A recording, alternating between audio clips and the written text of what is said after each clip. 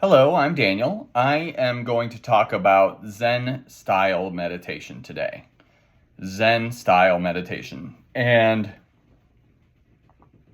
I don't want to get caught up in that word, Zen, except to say it really just means meditation. So what we're really talking about is meditation style meditation. It's redundant. It's kind of like saying ATM machine, right?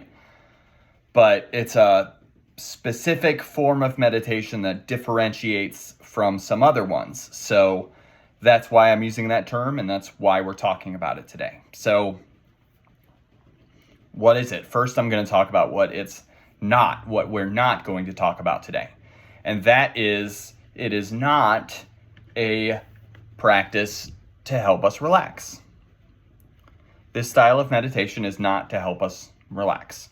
There are some good meditations that exist for that purpose, and non-meditation things you can do to relax as well, of course, like getting a massage or going in a hot tub or whatever. This is not for that.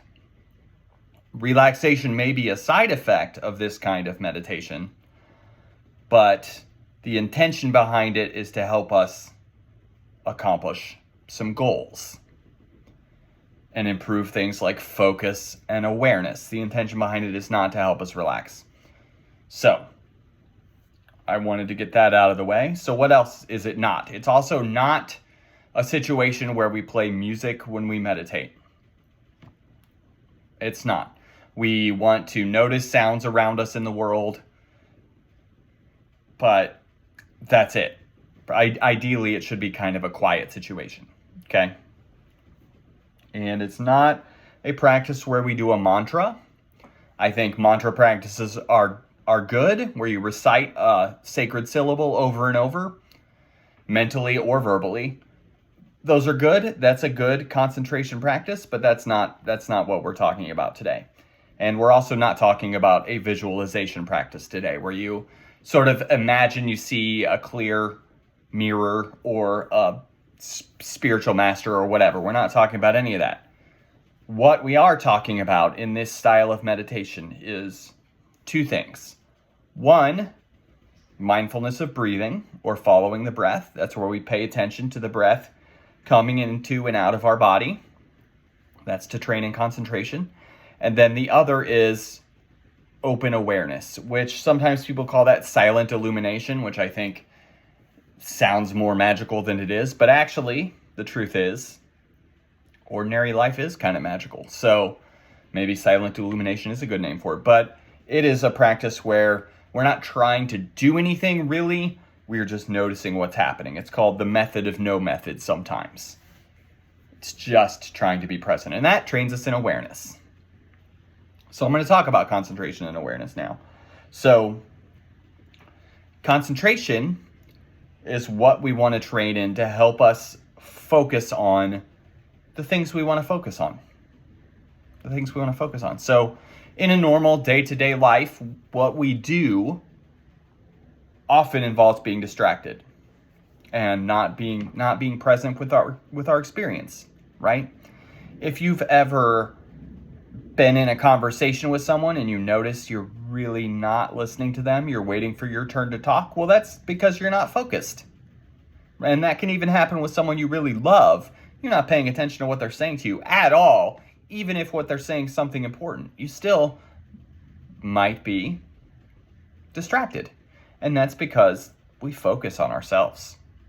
And sometimes we should focus on ourselves, but we don't want that to be our default all the time. We want that rather to be something we have control over. So if I'm having a conversation with you, I want to be able to give you my full attention and not be thinking about what I'm going to do later, how your situation is like mine, what I want to share with you. No, I want to just actively listen to you, right? And another example of where we're not focused is if you've ever had the experience where you're driving and you realize you're at your destination and you don't remember the trip. You don't remember anything at all because you were essentially on a kind of autopilot, going through life in a daydream. And the thing is, when our attention is fractured, when we're not focusing on the things we want to focus on, but rather instead we're being pulled in different directions, it's easy for people to sell you stuff and manipulate you.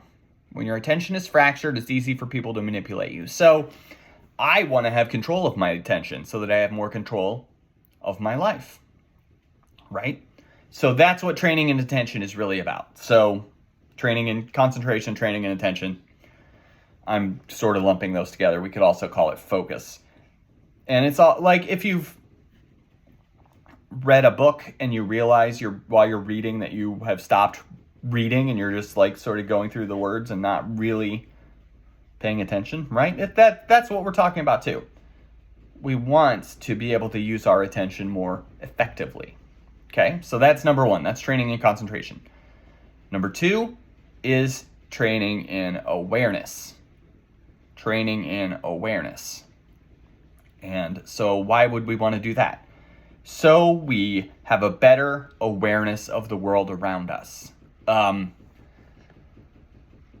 was at soccer practice with my son, and they did a game that was for the last soccer practice of the year, a game that was, hey, we're going to invite the parents to come play against the children.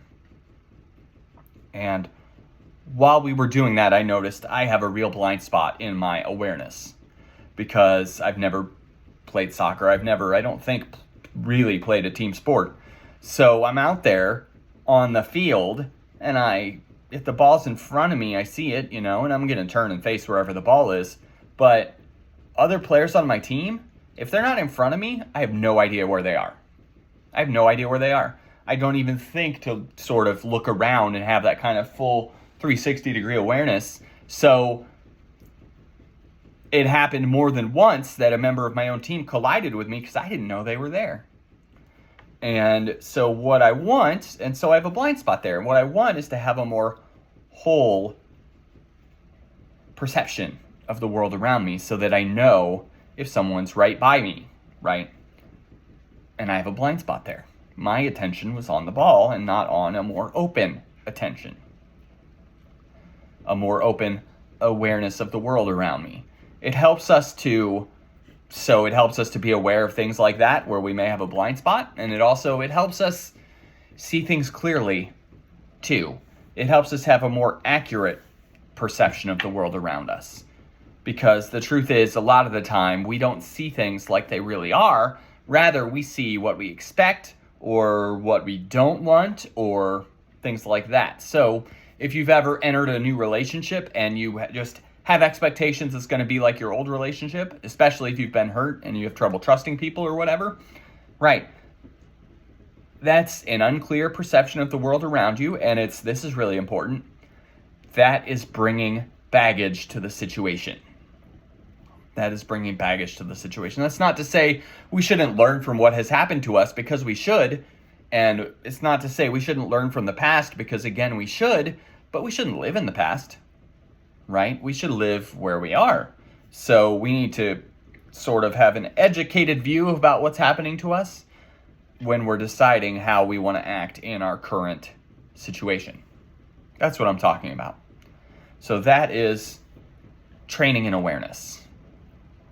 So we train in concentration by following the breath, and we train in awareness by just sitting and being present in our experience. And that's it. So those are the two things that are done for what I call Zen style meditation. And what I lead is doing the mindfulness of breathing, leading into the open awareness practice. So the mindfulness of breathing trains our concentration, sort of settles our minds and gets us ready for the other practice. And then the open awareness trains in awareness of the world around us and clarity. And that is where wisdom manifests, because when we learn to see the world more clearly, then we learn to see ourselves more clearly, and then we can better understand our place in the world, and we can make better choices. And that's a lot of what this is about too, making better choices. When we see the world clearly, we can make better choices. So thank you for taking the time to listen to me. I will record something later on where I guide through these practices, but I wanted to just do this and introduce these practices to you. Okay, so Thank you for your time and have a great day.